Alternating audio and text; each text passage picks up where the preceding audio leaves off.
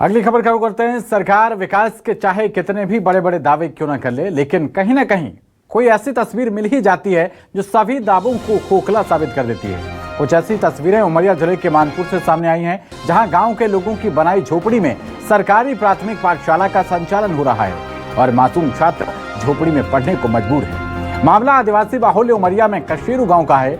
छत पर तिरपाल और दीवार के नाम पर चारों तरफ झाड़ियों की आड़ के बीच में सरकारी स्कूल संचालित हो रहा है, जहां छात्र पढ़ाई कर रहे हैं। बताया जा रहा है कि 9 साल से ग्रामीणों के बच्चों को पढ़ाई के लिए एक भवन नहीं मिल पाया है।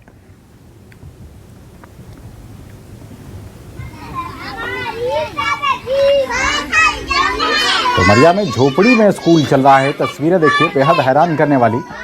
21वीं सदी में ये इस तरीके से स्कूल संचालित हो रहे हैं।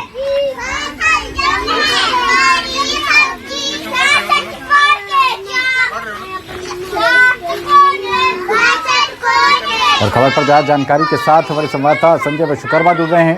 संजय, झोपड़ी में स्कूल चल रहा है, तिरपाल टंगी हुई है, ऐसे में आंधी तूफान बारिश किस तरीके से यहाँ पढ़ाई हो पाए? बिल्कुल पवन, ये जो ताजा तस्वीर मैं आपको दिखा रहा हूँ, ये मध्य प्रदेश के उमरिया जिले के मानपुर ब्लॉक के कशेरू ग्राम पंचायत की है, जहां ये छोटी सी झोपड़ी बनी हुई है। इस झोपड़ी के अंदर एक प्राथमिक विद्यालय संचालित है और ये प्राथमिक विद्यालय आज से नहीं, ये बीते 5-6 वर्षों संचालित है। मैं अंदर क्लास के अंदर थोड़ा सा डिस्टर्बेंस तो होगा बच्चों को, लेकिन मैं चलूंगा अंदर में और दिखाऊंगा किस तरीके से बच्चे यहाँ बैठे हुए हैं और किस तरीके से बच्चे जो है यहाँ पढ़ाई कर रहे हैं। देखिए पवन, ये ताजा तस्वीरें उमरिया जिले के मानपुर ब्लॉक के कशेरू गांव की है।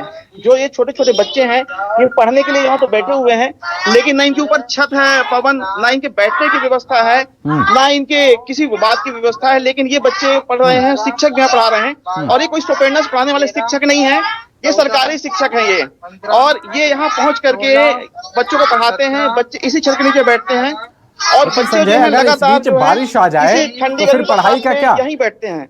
और ये जो तस्वीरें हैं, ये ताजा तस्वीरें पवन, और इन तस्वीरों को देखने के बाद में हो सकता है कि मध्य प्रदेश का शिक्षा विभाग जाग जाए, मध्य प्रदेश के मंत्री जाग जाए। अभी हाल ही में विकसित भारत यात्रा निकाली गई थी, दावे किए गए थे कि अब हम विकासशील से विकसित भारत की ओर बढ़ रहे हैं, लेकिन ये तस्वीरें बयां कर रही हैं कि किस तरीके से आज भी मध्य प्रदेश कितनी बदहाल स्थिति में है। जब शिक्षा की ये स्थिति है पवन, तो और बाकी स्थितियां क्या होंगी? ये नौनिहाल है, ये देश के भविष्य है, इनके ऊपर इसमें तो देश का भविष्य के पास प्रॉपर यूनिफॉर्म भी नहीं है। बिल्कुल बिल्कुल, ना इनके पास यूनिफॉर्म है। देखिए ये जो बच्चा है, ये ठंड में ठिठुरता हुआ दिखाई पड़ रहा है। देखिए पवन, ये बड़े छोटे छोटे नौनिहाल हैं, ये इस देश के भविष्य हैं। देश के प्रधानमंत्री भी लगातार आज जैसे परीक्षा पे चर्चा कर रहे थे, उन्होंने बड़ी बड़ी छोटी छोटी बातें बच्चों से शेयर की है। लेकिन ये जो तस्वीरें जब देश के प्रधानमंत्री नरेंद्र मोदी के पास पहुंचेगी तो उन्हें महसूस होगा कि देश में आज भी कितनी बदहाली है। स्कूलों में फंड तो अलॉटमेंट होते हैं, यहाँ विद्यालयों के संजय बने रहिए आप हमारे साथ। इसी बीच हमारे साथ उमरिया के कलेक्टर बुद्धेश कुमार जी जुड़ रहे हैं। बहुत स्वागत है सर आपका न्यूज़ 24 मध्य प्रदेश छत्तीसगढ़ पर। सर, इस वक्त हम एक तस्वीर दिखा रहे हैं, झोपड़ी में स्कूल संचालित हो रहा है सर, और कुछ बच्चे यहाँ पर, अब सर्दी का मौसम है और गर्मियों वाले कपड़े, मतलब किस तरीके से वो यहाँ पर एक तो पढ़ रहे हैं, ना तो उनके पास यूनिफॉर्म है, ना ये बिल्डिंग का पूरा यहाँ पर इंतजाम है। ऐसे कैसे बनेगा डिजिटल इंडिया और कैसे आगे बढ़ेगा इंडिया?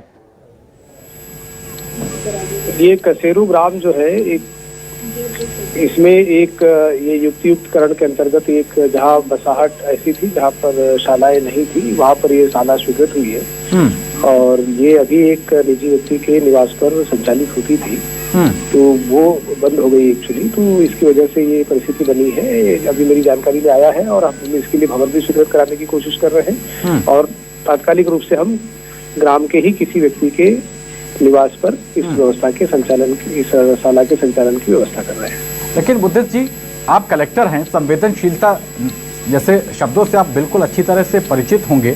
यूपीएससी क्वालिफाई करके आप जैसे लोग आते हैं, आप ये देखिए कि यहाँ पर इस वक्त बारिश आ जाए, किस तरीके का आलम यहाँ पर हो जाएगा। बच्चों के पास पूरे कपड़े तक नहीं है और ऐसे में ये पढ़ रहे हैं। नहीं, इसका पूरा संज्ञान लिया गया है, इसका जल्दी से जल्दी समाधान किया जाएगा। और क्या आप मुझे ये बता सकते हैं बुद्धेश जी कि कब से इस तरीके से ये पाठशाला संचालित हो रही है? ये मुझे 2 दिन पहले ही इसकी जानकारी मिली है और मैंने तुरंत ही कल ही सारे अधिकारियों को भेजा है। इसके पहले वो एक मकान में लगती थी, वो ऐसे खुले में नहीं लगती थी, तो उन्होंने किसी कारण से वहाँ संचालन के लिए मना लेकिन कर दिया। बुद्धेश जी, आपके पास तो पूरे पूरे जिले का चार्ज रहता है ना, क्या शिक्षा अधिकारी जो हैं उन पर कोई कार्रवाई होगी?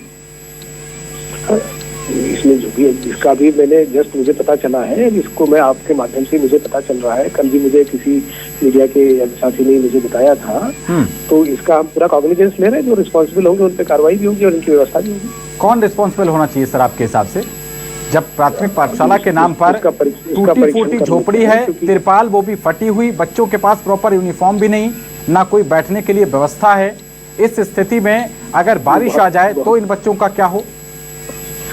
हम तत्काल इसकी व्यवस्था बना रहे हैं। बिल्कुल, उम्मीद हम भी यही करेंगे बुद्धेश जी कि तत्काल इसकी कोई व्यवस्था बने और जो एक मानक हैं उन मानकों के आधार पर ही इन बच्चों को भी शिक्षा का अधिकार मिल सके। निश्चित रूप से बहुत शुक्रिया आपका बुद्धेश जी, आप न्यूज़ 24 के साथ जुड़े। और हमारे संवाददाता संजय विश्वकर्मा का रुख कर लेते हैं। संजय, इनको तो जानकारी ही नहीं, वो तो कह रहे हैं कि अभी ये पता चला है, अब जिम्मेदार जो होंगे उन पर कार्रवाई करेंगे। बिल्कुल पवन, देखिए जिले के जो कलेक्टर हैं वास्तव में ये तो जवाबदार होते हैं, लेकिन उसके बाद भी ऐसे अधिकारी जिन्हें शिक्षा का अधिकारी, जिला शिक्षा अधिकारी बनाया गया है, वो एक्चुअल में जवाबदार हैं। मॉनिटरिंग के लिए तो ठीक है कलेक्टर उमरिया जिम्मेदार है, लेकिन जिला शिक्षा अधिकारी की जवाबदारी बनती है कि कहाँ गया आपका मॉनिटरिंग सिस्टम, कहाँ गया आपका पेट्रोलिंग सिस्टम और कहाँ गया आपका यहाँ जो सरप्राइज विजिट आप करते हैं। आप कुछ भी नहीं करते हैं, ये तस्वीरें में साइन करते हैं और आप कागजी रिपोर्ट बनाते हैं, क्योंकि अगर आप फील्ड पे आए होते तो इन बच्चों का दर्द आपको दिखा होता, इन बच्चों का दुख आपको दिखा होता। ये जो सरकारी शिक्षक हैं यहाँ जो बदहाल अवस्था में, इनकी इच्छा शक्ति देखिए पवन, जिस तरीके से ये इतने कम संसाधन में ये कह सकते थे कि हम बच्चों को नहीं पढ़ा पाएंगे, लेकिन उसके बाद भी अपने फील्ड पे डटे हुए हैं। छोटे मोटी चीजों के लिए छोटे इन शिक्षकों तो यहाँ से हटा दिया जाता, टर्मिनेट कर दिया जाता, सस्पेंड कर दिया जाता छोटी मोटी बातों में। लेकिन संजय, जरा बच्चों से बात करके देखिए और अध्यापक महोदय इनसे भी बात करिए, क्या इन्होंने इस समस्या को अपने उच्चाधिकारियों को पहुंचाया, बताया? सर ये बताइए, अब ये जो समस्या है इस विद्यालय की कब से चल रही है? 10 हो गया टाइम, 10 साल से ज्यादा। 2015 में विद्यालय से चालू हुआ था। अच्छा, तो आप कितने वर्ष यहाँ पढ़ा रहे हैं आप? अभी हम अप्रैल में नवनियुक्त थे यहाँ पे। अच्छा जी, तो अभी आपने फिलहाल में किसको सूचना दी कि भाई यहाँ विद्यालय नहीं है, बच्चे यहाँ पढ़ रहे हैं इस जगह पे? जिसके बिजी हम लोगों ने जो है और सरपंच साहब को भी लिख के दिया। अभी कुछ दिन पहले ही दिया था, मतलब शायद 24-25 तारीख को दिया था। अच्छा जी, तो ये जन शिक्षा केंद्र में क्या बोला जा रहा है? यही मतलब कि बजट आवंटित हो गया है, लेकिन कोई काम नहीं हुआ। आपके जन शिक्षक यहाँ आते हैं सफाई पेटी में? जी सर। पवन, मैं आपको बता दूं कि शिक्षा व्यवस्था में शिक्षा विभाग में एक बड़ी अच्छी व्यवस्था की गई है कि एक जन शिक्षकों के अंदर में विद्यालय होते हैं, वो ये विद्यालय आते हैं, वो विद्यालय को विजिट करते हैं, लेकिन न तो यहाँ जन शिक्षक पहुंच रहे हैं, पहुंचने के बाद भी अपने आंखों में चश्मा लगा ले रहे हैं, ना ही यहाँ जिला शिक्षा अधिकारी पहुंच रहे हैं। संजय, जिन बच्चों के पास यूनिफॉर्म नहीं है उनसे जरा बात करके देखिए कि उनको यूनिफॉर्म क्यों नहीं दी गई। बेटा, आपको ड्रेस मिली है क्या? ड्रेस मिली है? नहीं मिली? कोई नहीं दिया ड्रेस आपको? और किसको ड्रेस नहीं मिली है? आपको मिली है ड्रेस? नहीं मिली? आप घर वाले कपड़े पहन के आ रहे हैं क्या? इसकी है, बड़े भैया की है, और हमारे बीच में कई ऐसे छोटे छोटे छात्र हैं। बेटा, आपको ड्रेस नहीं मिली है क्या? क्यों? क्या नाम है आपका? कृष्णा राज। कौन सी क्लास में पढ़ते हैं आप? तो ये बताइए, यहाँ जब ठंडी हवा चलती है तो ठंड लगती है क्या स्कूल में? लगती है? बताइए बताइए, लगती है क्या? लगती है ना? ठंड लगती है बेटा? ठंडी हवा चलती है, ठंड लगती है क्या? पवन, बहुत मासूम बच्चे हैं। बिल्कुल मासूम बच्चे हैं, छोटे बच्चे हैं। कैमरा देखकर ही बहुत से बच्चे तो घबरा जाते हैं और जाहिर सी बात है जिस तरीके के कपड़े ये पहने हुए हैं, इतनी ठंड में ठंड लग ही रही होगी, क्योंकि मास्टर साहब जो हैं वो तो जैकेट पहने हुए हैं। पवन, सरपंच भी मौजूद है हमारे साथ में, मैं उनसे बात करने की बिल्कुल बात कीजिए। सरपंच जी, आप इस गांव के सरपंच हैं, क्या ये जो व्यवस्थाएं हैं, ये जो व्यवस्था चरमराई हुई है, क्या कारण है? सर तो कुछ नहीं है, बस एक बार पिछले 2017 में सेक्शन हुआ था स्कूल। मैं तो सरपंच अभी 1.5 साल पहले से हूँ। अच्छा। और 2017 में सेक्शन हुआ था, उसका फिर इसके बाद पता चला 1 साल बाद की स्कूल कहीं दूसरे जगह डिवाइड कर दी गई है। इसके बाद अभी 9 महीने पहले सेक्शन हुई है, आज दिनांक तक अभी नहीं बन पाई है। कितने बच्चे आपके आते हैं इस गाँव में पढ़ने के लिए? यहाँ 35 से 36 बच्चे आते हैं। तो आज तो देखिए मौसम सामान्य है, लेकिन ये बांधवगढ़ टाइगर रिजर्व का क्षेत्र जंगल में काफी ठंड होती है, उस ठंड में कैसे बच्चे बैठते हैं?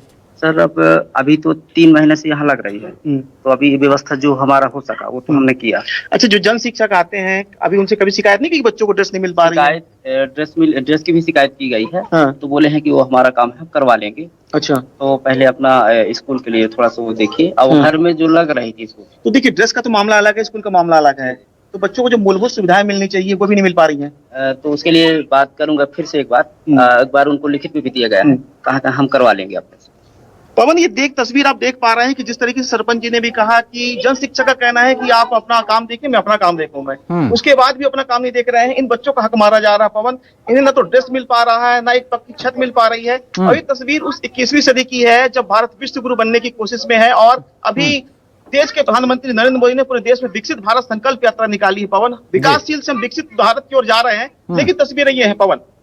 बिल्कुल, तस्वीर तो चिल्ला चिल्ला कर बता रही है कि क्या यहाँ पर स्थिति है, और सरकारें तो कह देती हैं कि पढ़ेगा इंडिया तो बढ़ेगा इंडिया, लेकिन ऐसे में कैसे पढ़ेगा इंडिया? और जब जिलाधिकारी उनसे पूछा जाए तो वो तो कहते हैं कि हमें इसकी जानकारी नहीं है। सरपंच जी अपने आप खुद जैकेट में बैठे हुए हैं, देखिए जैकेट भी पहनी हुई है, अंदर उन्होंने वार्मर भी डाला हुआ है, लेकिन यहाँ पर बच्चे किस स्थिति में पढ़ रहे हैं।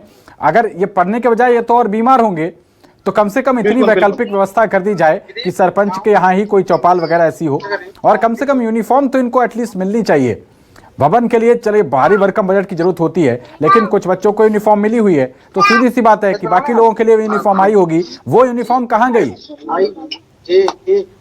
पवन, यूनिफॉर्म की जब हमने सरपंच जी से बात की तो सरपंच जी ने बताया कि इन्होंने, ऐसा नहीं कि सरपंच जी ने बोला नहीं है, जागरूक समझ में आ रहे हैं, लेकिन इन बच्चों के बारे में जब उन्होंने जन शिक्षक से चर्चा की है तो जन शिक्षक ने ये कहा है कि भाई आप अपना काम करिए, मुझे अपना काम करने दीजिए। आप बिल्डिंग के लिए कोशिश कर रहे हैं तो आप स्कूल की बिल्डिंग के लिए तलाश करिए, आप सर से बात करिए, कलेक्टर साहब से बात करिए, लेकिन ये जो ड्रेस का मसला है ये मेरा मसला है, मैं इसे सॉल्व करूंगा।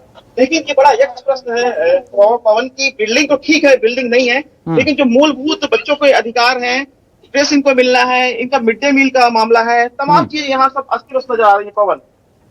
संजय, यहाँ पे जो शिक्षक है उनसे पूछिए कि ये यूनिफॉर्म बाकायदा वितरित की जाती है, इसका पैसा इनके अकाउंट में आता है?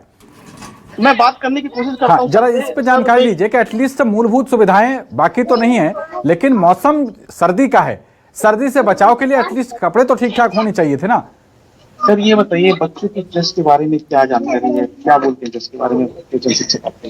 तो जो नए बच्चे हैं उनको भी ड्रेस नहीं मिली, बाकी जो पुराने बच्चे हैं उनको मिल गई है ड्रेस। अच्छा जी। तो ये जो बाकी जो नहीं मिली है इसके लिए क्या बोलते हैं? वो अभी आई नहीं। और ये जो मिड डे मील का जो प्लान चलता है, स्कूल में ही मध्याह्न भोजन होता है, ये कैसे संचालित हो पाता है? मध्याह्न भोजन तो यहाँ मतलब यहाँ टाट बिछा के यहीं पे दे रहे हैं बच्चों को, खुले आसमान के नीचे।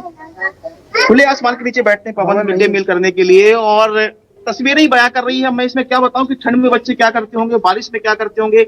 अभी मावाठी की बारिश भी हो रही थी, उस बारिश में भी विद्यालय लगा है।